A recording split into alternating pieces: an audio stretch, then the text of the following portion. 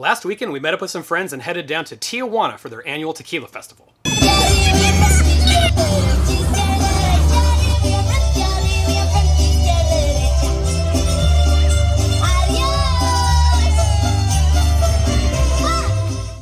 Since we're currently living in San Diego, we took a short blue line trolley down to San Ysidro and walked across the border. Now before we hit the highlights of the festival, let me first tee up the event for y'all. The Expo Tequila Tijuana showcases over 50 vendors and houses some of the best tequila that can be found all across Mexico.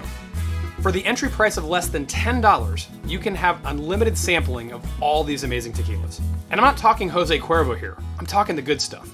Most of the tequilas we sampled were north of $100 a bottle in the US. And you can drink as much as you want.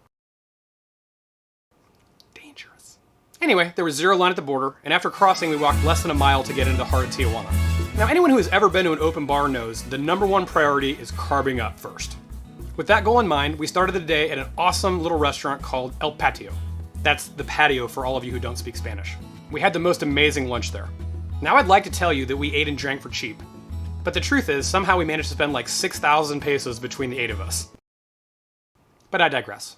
After lunch, it was off to the festival, where we sampled I can't even tell you how many tequilas. We had so much fun, and I also learned a lot about tequila. Turns out there are 4 basic types of tequila: Blanco, Reposado, Añejo, and Extra Añejo. And the difference is basically how long it's aged, what type of barrels they used, and the filtering process. Now before this festival, I thought clear tequila was actually the best tequila. Turns out I was wrong.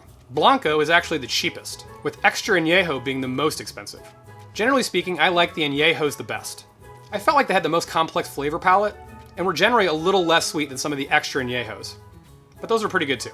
It was especially fun learning about the aging process, the different types of barrels they use, etc. In addition to the great tequilas, the festival also hosted some great music and amazing food. And perhaps most shocking of all, really clean porta potties. The only slight negative of the entire experience was getting back across the US border. We waited in line forever, but thankfully there were several vendors there along the way, and the line beers made the wait a lot more enjoyable.